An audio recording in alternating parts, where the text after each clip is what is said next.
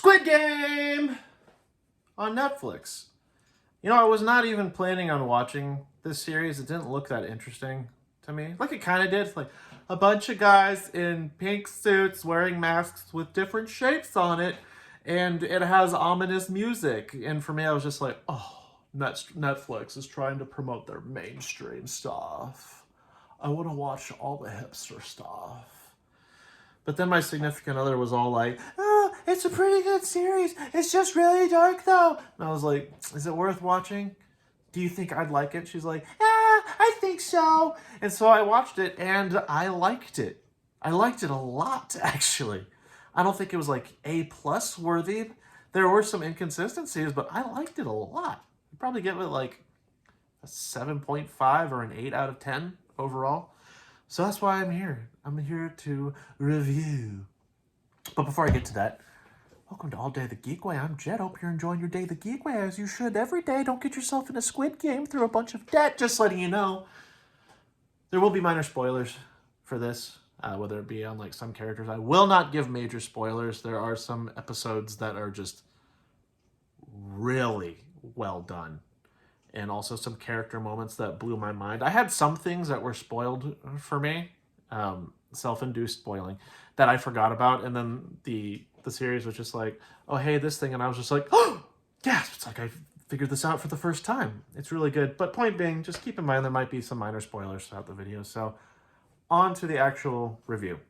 Again, I liked it overall. I thought it was pretty good. The cinematography was actually amazing. I really enjoyed it, especially when they're in like the main player dormitory, I guess you'd call it, the main player room.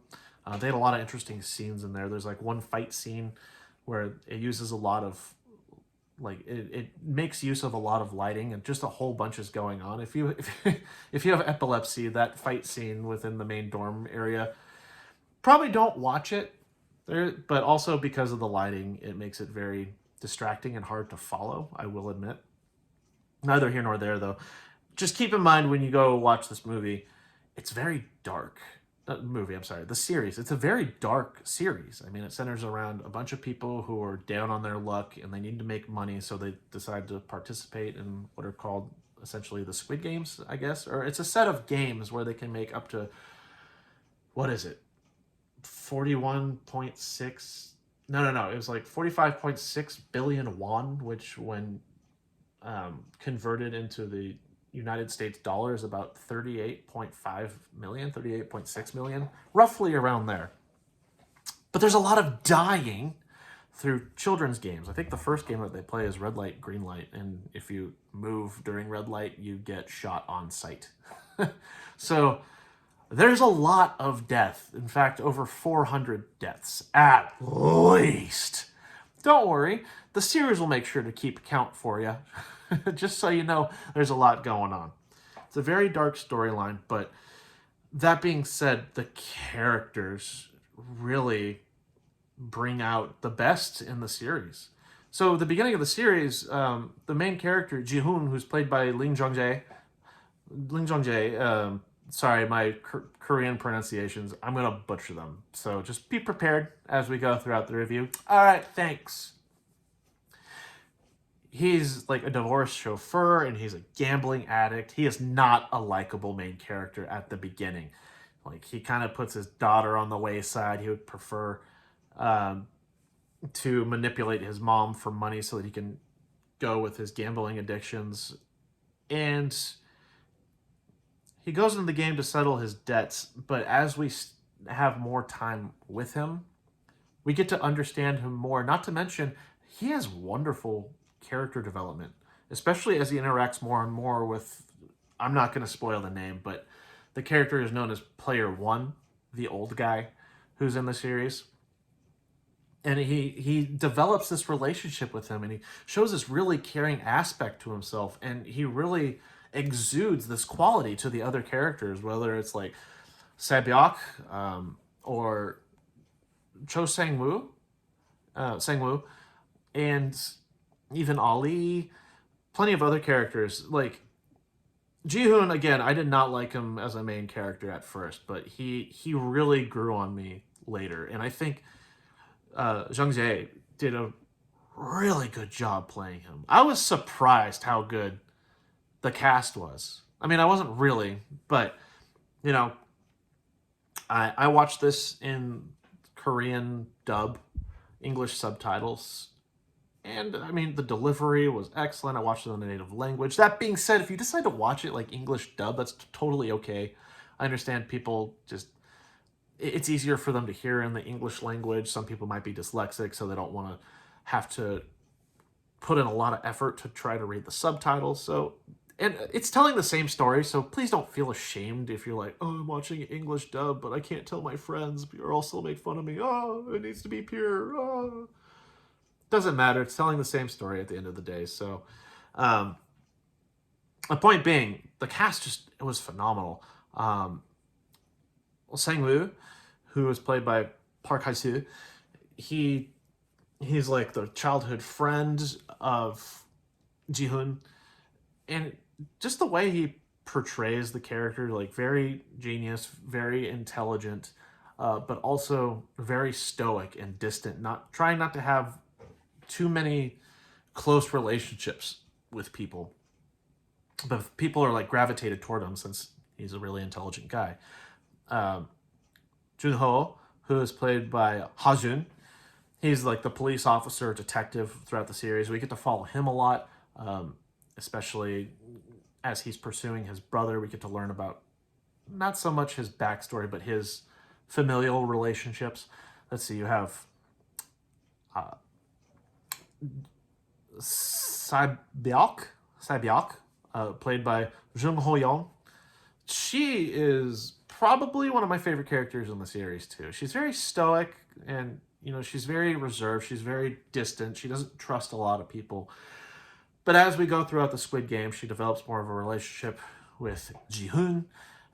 We get to learn more about her familial backstory or where she's from. We find out that she's from North Korea and that she's trying to make things better for her little brother and get the rest of her family down from North Korea. So she has a lot of financial incentive. She has a lot more of an altruistic financial incentive compared to the rest of the people who are in this circumstance where they're just very selfish and they're gambling addicts or they've just done a lot of fraudulent activity, got involved with gangs and all that stuff for financial gain. Young Soo, who I'm going to refer to now as Player One, he's probably my favorite character in the series. Just Young Soo, he's just phenomenal in his delivery as playing like this old guy, Player One who gets into the game. You do ask the question at the beginning, like, why is he Player One, other than he was the first to accept it? But the series leaves a lot of clues, and then you are able to actually put them together later and figure out some of the plot points. And it's not a bad thing, actually. It just kind of leaves a little bit of context clues so that you as an audience member feel like you accomplished something when the series actually gave it to you all right there. It's really well done when series or movies can do that. Point being, with Player One, just the elderly man with a brain tumor, and he's just having fun playing these games, and he develops a relationship with Ji-hoon, and I don't know what it is, but his character was just incredibly compelling for me, especially when we get into episode 6. I'll talk more about that later. Let's see. Let's move on.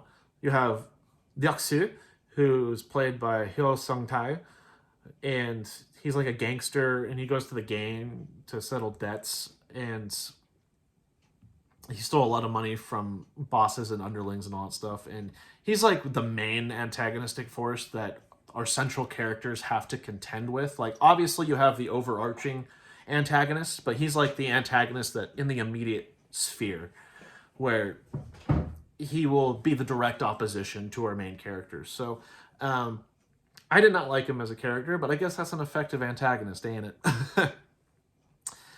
Let's see, you have Abdul Ali, who is played by Anupam Tripathi, and he's like a migrant worker from Pakistan. He's the one foreign character in the series, so that way it has diversity, I guess. I don't know, but it's like He's the one diverse character. He's from Pakistan, and he is very lovable. He's a young guy who wants to provide for his family, and it's really funny. He learned Korean, and he speaks a very formal Korean. He'll refer to people who are probably the same age as him as like sir or ma'am and all that stuff, and everyone's just like, don't do that. He's a very lovable character. And then the final character I'll go into is uh, Mignon, who's played by Zhu Ryong. I'm so butchering this so badly. Um, and her character is very annoying, extremely annoying. She's very manipulative. She's very loud. That being said, though, I don't fault the actress. I think the actress did exactly what she needed to do. But let's just say, like, I did not want her to live throughout the series. So there's that. Now, I'm going to stop talking about the characters. I want to talk about the series as a whole. There were some parts where it felt very slow. It was kind of dragging on, especially at the beginning of the second episode. We get a resolution from the end of the first episode, and then the first half of the second episode it really drags on. Granted, it is to an overall point that we find out by the end of the series. Like, there's a whole purpose to it. It's a purpose about like equality and inequality and people who are down on their luck making decisions on their own, albeit fatally. But some parts were really slow. That being said, some parts were extremely well done. I think I brought up the fight within the main dormitory area. So in the main like dorm area where all the contestants are at, there's a fight that breaks out, and it uses a lot of lighting. Like, the lights go on and they'll flicker on and off. Warning, if you have epilepsy, don't watch it. It will probably trigger something. It'll probably make you fall into an epileptic seizure. It's a really good scene because even as an audience member, you're like, what's going on? But that's also a problem because it's hard to follow, because it's hard to see everything going on. But it's juxtaposed with a lot of the people in charge of the Squid Game, or whatever it's called, in charge of the game, like, looking in. And this is really when you get to see like player one show true emotion. It's very compelling. He's there just being like, I'm really scared. And when we get to episode 6, even if I say the slightest thing, it could be a major spoiler. But let's put it this way. Your emotions, like, it will toy with your emotions. I teared up at the very least once at this episode. It was very compelling. We get to know a lot of the character relationships. And there's just a lot that happens in that episode. It's almost overwhelming, honestly. But it was so well done. The character expressions, the actors were just phenomenal in this episode. The concepts and the different games that were being played at the same time, not just the actual games that they were playing, but the games within the relationships of these characters and how they interacted with each other. Oh man, and this is where you really get a highlight, and this is not a spoiler, I promise, but you get a highlight of the relationship between Ji-Hung and player one. And oh, this episode got me. Oh, episode 6 got me really, really good. Like, this was a really well done episode. There are some major plot twists later, which I did unintentionally spoil for myself, but then I forgot about them, and then the series was just like this thing, and you're like, gasp! I did not expect this to happen! Even though I did, but I did not expect it to happen because I forgot about it! Because everything that's going on is so compelling! One of the main downsides I have with the series, though, it's very linear. And let me see if I can explain that well. So from the beginning of the series, like, the very first episode, it shows like a bunch of kids playing the Squid Game, just to kind of give you an idea of what you're in for, giving you context as to how the series is going to play out with the introduction of what is called Squid Game, which is apparently played in Korea as one of the most violent kids games that could have been played back in the day or modern day. I don't know, to be honest with you. It's very linear, and when I criticize it for being linear, is we understand that these characters have their motivations for being part of the Squid Game and part of their financial burden.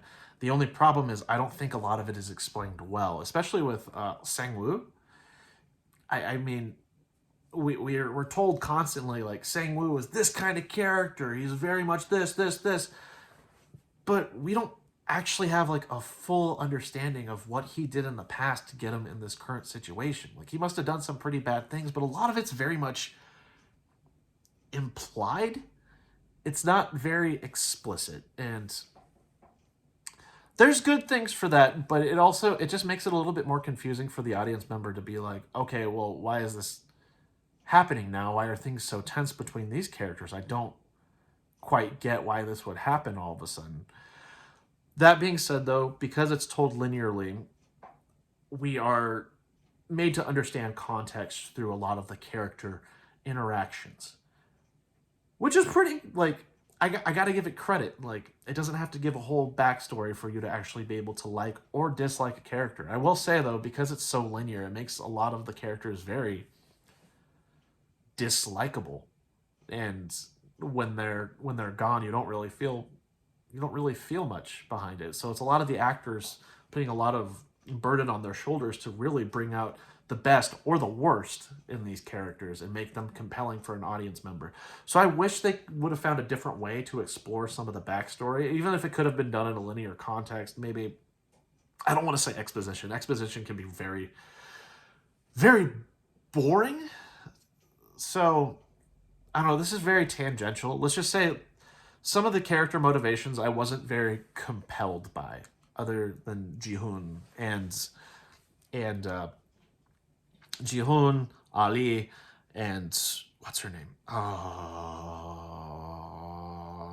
Sae-byuk. Like, they were very compelling, but Sang-woo and Byung-ji and some of the other characters, I was just like, I don't really care. So that's the one criticism I have. And by the end of the series, thankfully, not everything is resolved. And the show makes it very clear, like, hey, not everything is resolved by any means whatsoever. And they give enough room to where if Squid Games is successful enough, which it sure looks like it has been, they can have a season 2 to it. And if they do have a season 2, I'm very much looking forward to it, especially as I've really grown to like Ji-hoon as a character. I really have, and I want to explore more with him and go through more of his trials and more of his tribulations and more of his relationships, and how these Squid Games have been both beneficial and damaging to him. That being said, if I get into spoiler territory, this will go on way too long. This is going to go on 20 minutes as it is, so I'm going to end the review here. Thank you for tuning in and hearing my review on Squid Games. I hope you enjoy it as much as I did. I hope you can find the criticisms like I did as well. What would you have done to make it better? What did you like about the series, actually? Are you compelled by the characters? Do you like the story? Do you like the fact that it's dark? Yeah. So leave something in the comments below, and if you enjoy these more in-depth reviews, even if they're non-spoiler for the most part, I'm surprised I tamed myself for this video. Please very much consider subscribing to All Day the Geek Way. Anything helps, and especially if you made it this far, sincerely, I give you my biggest thank you. Give the video a like. I don't want to see a dislike on it, but now that I've said that, people are going to be incentivized to try to dislike it. I know how it goes. But give the video a like. It really helps with the YouTube algorithm. It helps me out a lot. Sorry for shilling myself. So, in the meantime, I'm going to end the video right here. Please, everyone, continue to enjoy your day the geek way. Please feel free to do so every day. And don't get in a Squid Game.